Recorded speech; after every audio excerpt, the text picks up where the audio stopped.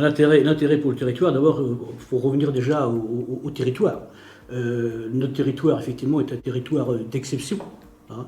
C'est un territoire qui est labellisé Natura 2000, hein, entre autres, qui est labellisé également par la Convention Ramsar. Donc c'est un territoire qui présente un intérêt, si vous voulez, au niveau à la fois, évidemment, biodiversité naturelle, un intérêt aussi au niveau patrimoine. Et donc c'est la raison pour laquelle il a été choisi pour devenir parc naturel régional. Alors l'intérêt pour le territoire, effectivement, d'être parc naturel régional, c'est que déjà il y a une gouvernance du parc, hein, comité syndical, qui fait que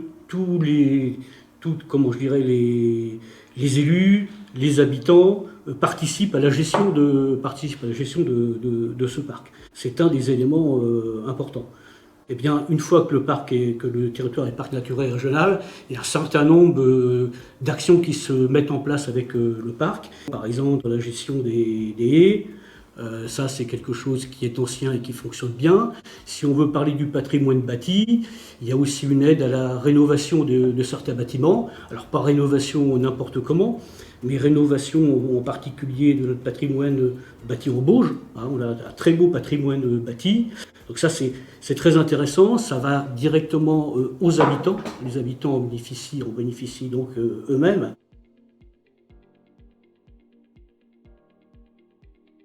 Alors, la charte, si vous voulez, c'est le document de base d'un parc naturel régional. C'est-à-dire que ça va établir les enjeux. Hein. Quels sont les points principaux sur lesquels on pourra travailler dans les années qui viennent.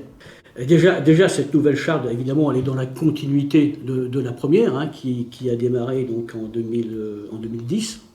Et qui est prolongé jusqu'en 2025. Il y a des points, il y a eu des évolutions, ne serait-ce que l'évolution, je dirais, au niveau des règlements climatiques. Et ça, effectivement, ça va être un des enjeux essentiels de la nouvelle charte. Ce dérèglement climatique, en fait, il va être transversal dans tout ce qu'on va pouvoir faire au niveau de la charte. Ça va intervenir à tous les niveaux, parce que c'est vraiment fondamental. Et là, maintenant, autant il y a quelques années, on pouvait se dire, bon, on a le temps, on verra. Autant là, on est au pied du mur.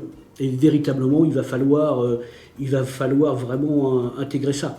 Et les parcs naturels régionaux étant des territoires d'expérimentation, d'innovation, on est en plein dans notre travail, dans ce qu'on va pouvoir mettre en place. J'ai pris connaissance hier d'un rapport tout récent de l'IPBES. C'est une plateforme intergouvernementale qui s'intéresse à la biodiversité et au service écosystémique également.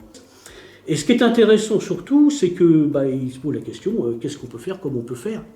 Et dans ce dernier rapport, eh bien, il parle des parcs naturels régionaux en disant que ce sont des territoires qui sont déjà prêts à travailler sur ce problème-là et qui sont expérimentaux, qui pourront être novateurs sur ces soucis-là. Donc voilà, je trouve que ça c'est vraiment intéressant parce que ça veut dire que déjà au niveau de l'État, on est reconnu comme des territoires résilients qui sont peut-être les premiers à s'adapter et qui pourront effectivement donner des idées et être peut-être exemplaires pour d'autres territoires. Voilà.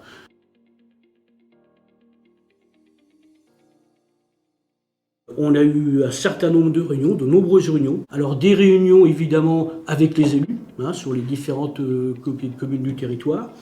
Et puis également des réunions avec les acteurs, hein, qu'on a mis autour de la table, à qui on a demandé comment voyez-vous le parc en 2040. Pour vous, qu'est-ce que doit être le parc? Qu'est-ce qu'on doit faire? Qu'est-ce qu'on doit faire évoluer pour que le parc soit toujours un territoire exemplaire dans ce cas-là, et qu'il y ait toujours, bien entendu, une préservation de la biodiversité, que les gens puissent y vivre et y vivent bien. Voilà. Également, tout s'est bien passé et c'est vrai qu'on sent, je dirais, une volonté d'aboutir, une mobilisation véritablement de tout le monde pour aboutir à une charte qui soit la meilleure possible et qui nous permette d'avancer et qu'en 2030-2040, eh bien, on ait un parc naturel régional qui soit à la pointe des parcs et où tout se passe bien et surtout où les gens vivent bien.